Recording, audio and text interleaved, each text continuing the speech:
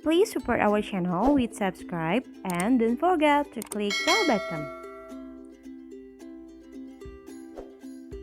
Enjoy this video.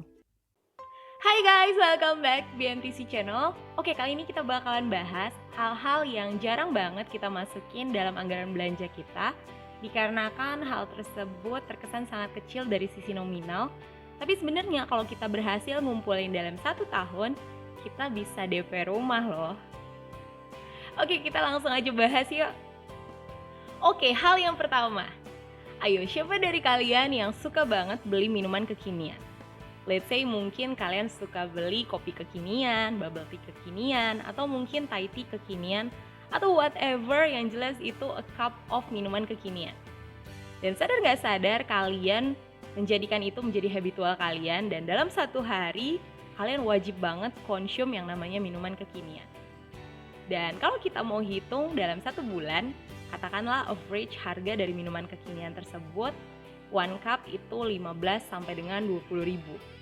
Kalian bisa bayangkan dalam 1 bulan, kita bisa ngeluarin duit yang sama sekali nggak kita masukin di dalam anggaran, kisarannya 450 sampai dengan 600 ribu. Dan kalau kita jadikan itu menjadi pengeluaran dalam 1 tahun, kita bisa keluarkan 5,4 juta sampai dengan 7,2 juta. Kalian bisa bayangkan, itu hanya untuk membeli a cup of minuman kekinian setiap hari. Dan sebenarnya tanpa minuman kekinian tersebut, kalian gak masalah, it's okay. Gak ada hubungannya sama kinerja kalian, gak ada hubungannya sama kesehatan kalian atau apapun itu. Karena itu sebenarnya cuma additional aja. Yang kedua, siapa dari kalian yang suka banget nongki-nongki cantik? Dan untuk nongki-nongki ini sebenarnya nggak cuma kaum Hawa yang suka, tapi kaum Adam juga suka banget yang namanya nongkrong-nongkrong. Dan sadar nggak sadar kalian bisa melakukan nongki-nongki ini 2 sampai dengan 3 kali dalam 1 minggu. Dan kalau dalam 1 bulan itu bisa jadi 8 sampai dengan 12 kali. Dan kalau kita hitung untuk dana yang kita keluarin, itu sekali nongkrong mungkin bisa sampai dengan 150 ribu. Oke, kalian bisa bayangkan 150 ribu kita kalikan 8 dan kita kalikan 12 untuk average dalam 1 bulan. So, dalam 1 bulan kemungkinan kalian mengeluarkan uang untuk nongki-nongki ini 1,2 juta sampai dengan 1,8 juta. Dan kalau kita jadikan 1 tahun, itu bisa jadi 14,4 juta sampai dengan 21,6 juta. Itu hanya untuk nongki-nongki cantik doang. Dan dana itu bisa jadi nggak kalian masukin di anggaran kalian. So, itulah sebabnya keuangan kalian bisa jadi berantakan. Hal yang ketiga, yakni rokok. Rokok ini tuh nggak cuman buruk buat kesehatan, tapi juga buruk buat keuangan kita loh. Oke, kita coba hitung. Kalau kalian ngerokok dalam 1 hari, katakanlah 1 bungkus, artinya dalam 30 hari atau dalam 1 bulan, kalian butuh rokok sebanyak 30 bungkus. Katakanlah 1 bungkus rokok harganya 30 ribu. Oke, kita kalikan sebanyak 30 hari. Berarti kalian butuh uang 900 ribu untuk beli rokok yang jelas-jelas itu cuma buat dibakar-bakar doang. Dan kalau kita jadikan dalam 1 tahun, 900 ribu dikali 12, artinya kalian mengeluarkan uang 10,8 juta hanya untuk dibakar doang dalam 1 tahun. Hal yang keempat yaitu membeli cemilan. Ayo, siapa dari kalian yang suka banget beli cemilan? Kayaknya dalam 1 hari itu tuh wajib banget yang namanya beli cemilan. Oke, kita katakanlah dalam 1 hari kalian beli cemilan itu 15 sampai dengan 25 ribu. So, dalam 1 bulan untuk cemilan kita bisa ngeluarin dana 450 sampai dengan 750 ribu. Dan kalau kita jadikan 1 tahun, itu bisa sampai 5,4 juta sampai dengan 9 juta. Kalian bisa bayangkan, itu hanya untuk beli cemilan dalam 1 tahun. Yang kelima, liburan akhir pekan.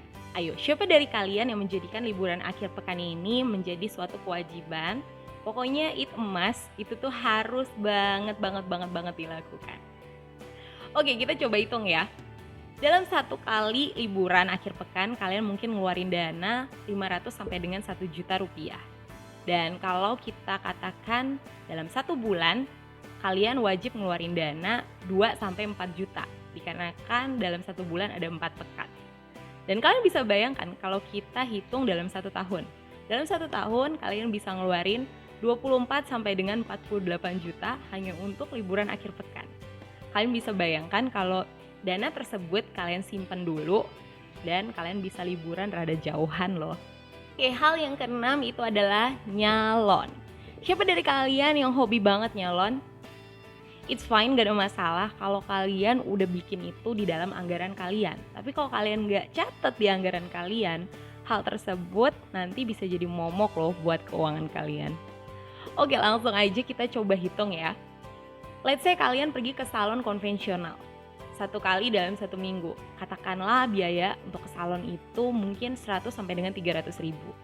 Artinya dalam 1 bulan kalian butuh dana sebesar 400 sampai dengan 1.200.000. Dan kalau dalam 1 tahun kalian butuh dana sekitar 4,8 juta sampai dengan 14,4 juta.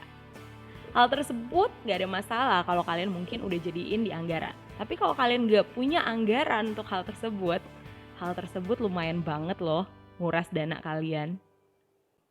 Oke, kita langsung aja ke kesimpulan. Kesimpulannya, kalau kita jumlahin, hal yang pertama sampai dengan hal yang keenam tadi, average-nya ada di 64,8 juta sampai dengan 111 juta. Kalian bisa bayangkan dalam 1 tahun, kalau kalian melakukan hal tersebut secara terus-menerus dan tidak kalian masukkan ke anggaran belanja kalian, betapa berantakannya yang namanya manajemen keuangan kalian. Dan kalau dipikir-pikir, kalau kalian berhasil menghemat yang nomor 1 sampai dengan nomor 6 tadi secara keseluruhan, kalian bisa saving 64,8 juta sampai dengan 111 juta. Oke, mungkin kalian gak bisa cut keseluruhannya. Katakanlah kalian cuma bisa cut setengah dari pengeluaran pertama sampai ke 6 tadi. Kalian bisa bayangkan, kalian bisa saving sebanyak 32,4 juta sampai dengan 50,5 juta. Kalian bisa bayangkan, artinya kalian bisa banget DP rumah dalam 1 tahun. That's why aku bilang, kalau yang namanya anggaran belanja itu sebenarnya tergantung daripada kita sendiri. Dan sebenarnya pengeluaran nomor 1 sampai 6 tadi itu tuh sama sekali bukan kebutuhan primer kalian.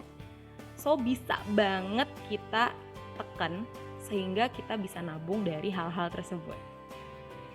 Oke, aku harap kalian semua bisa terinspirasi dan kalian semua bisa lebih aware lagi dalam mempergunakan uang kalian. Apalagi ini tuh di masa-masa pandemik dan kita sama-sama tahu yang namanya perekonomian saat ini lagi kacau balau.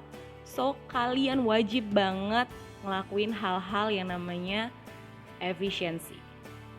Oke, itu aja video aku hari ini. And the last statement, please support us with subscribe, like, and you can share this video. Dan jangan lupa kalian juga klik tanda lonceng yang ada di bawah supaya kalian gak ketinggalan sama video-video kita yang berikutnya. Oke, thank you so much for watching and I will see you on my next video. Bye!